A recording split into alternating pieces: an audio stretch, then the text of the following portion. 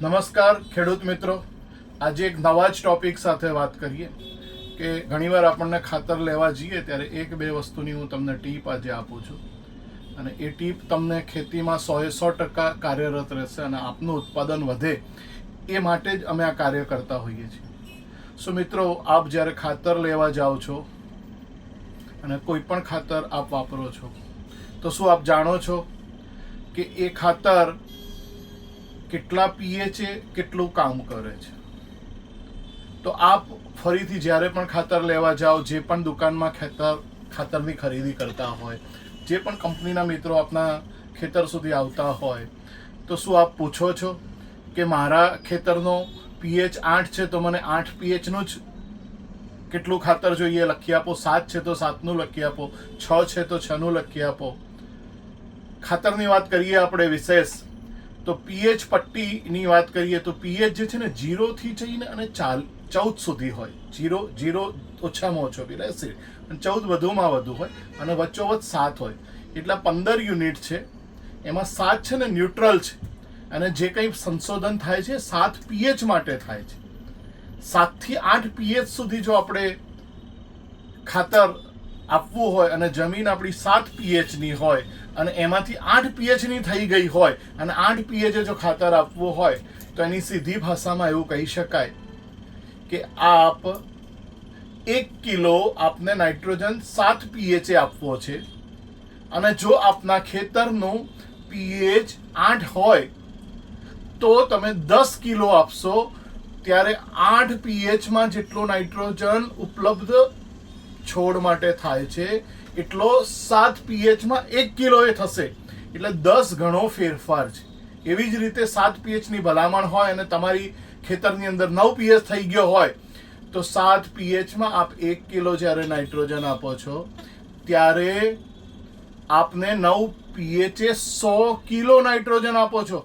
આ બે ત્યારે બેલેન્સ છે. શું આપ જાણતા હતા?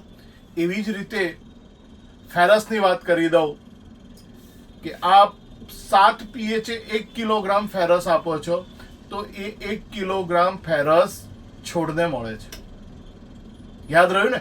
7 પીએચે 1 કિલોગ્રામ આયરન યા ફેરસ જે કહેતા હોય એ આપો છો તો એને 1 કિલો મળે છે. 1000 ગ્રામ હોય. જો એનું 8 પીએચ થઈ જાય તો 1 કિલો ફેરસ આપ આપો છો એમાંથી માત્ર 10 ગ્રામ ફેરસ આપના છોડને મળે છે. આ ઘટનાની શું આપને જાણ હતી?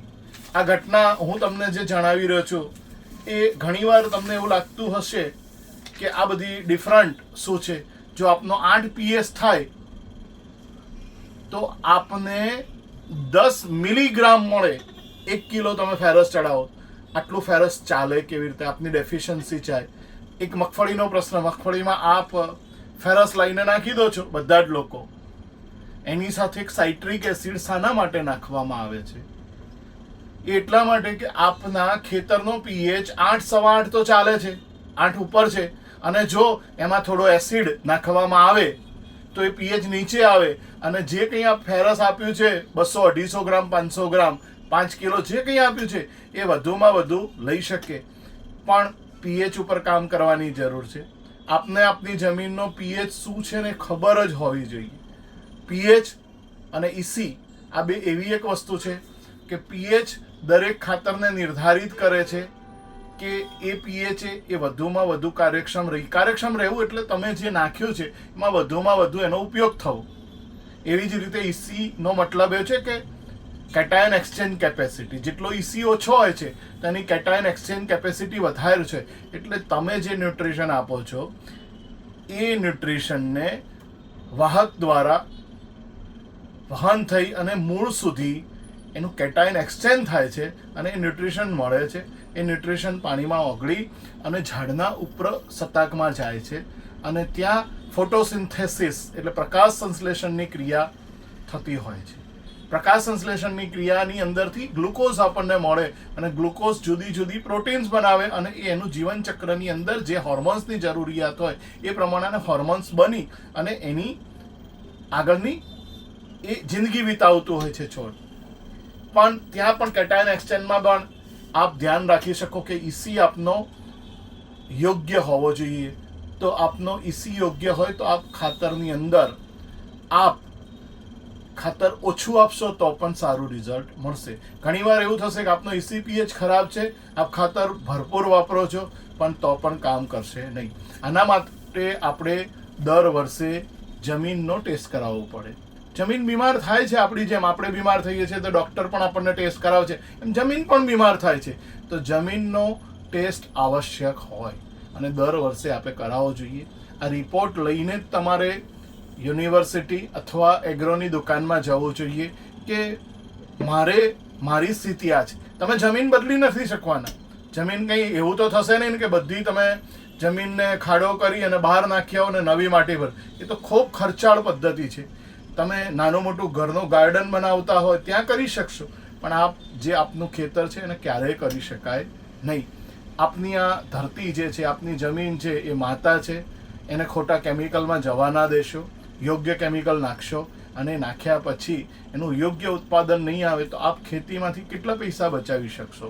આપ કેટલા બધા કેમિકલ વાપરો છો, એ વાપર્યા પછી પણ રિઝલ્ટ નથી મળતા. તો મિત્રો, મારી એક ભલામણ, દરેક ટાઈમ, એટલે હું તો એવું કહું છું, ક્રોપ જ્યારે પણ બદલાતો હોય એ દરમિયાન દર 3, 4, 6 મહિને આપ જે પાક વાવો છો, આપે જે કંઈ કચરો નાખ્યો છે, જે કંઈ કેમિકલ નાખ્યું છે, ભૂલી જાઓ આજ સુધી. પણ હવેથી આપણે કંઈક નવી સંશોધન અને નવી જ વાત સાથે આ કરવું જોઈએ.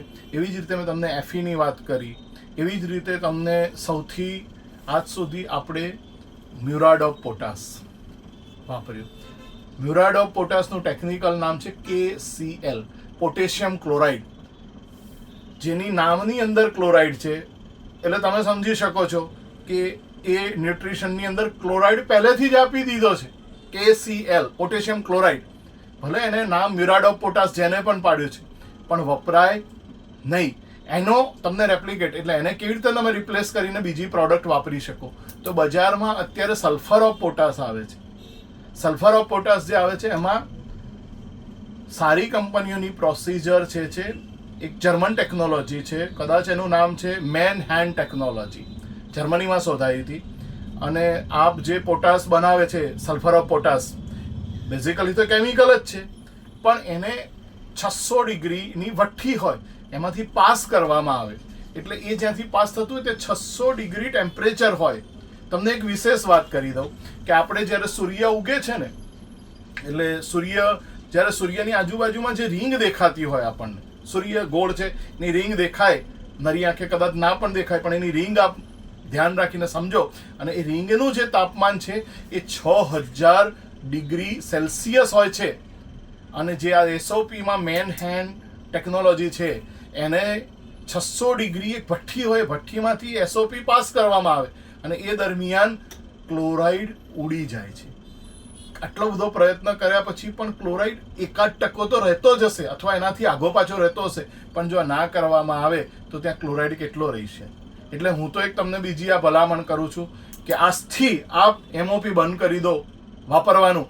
MOP આપના ખેતરમાં ક્લોરાઇડ વધારે છે.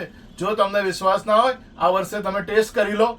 તમે બટાકામાં ભરપૂર પ્રમાણમાં મ્યુરાડ ઓફ પોટાશ વાપરો, બીજા વર્ષનો તમે ટેસ્ટ કરો, ત્રીજા વર્ષે ફરી બીજા વર્ષે વાપરો, ત્રીજા વર્ષે તમે જ્યારે પાક કરતા હોય ત્યારે એનો ટેસ્ટ કરો.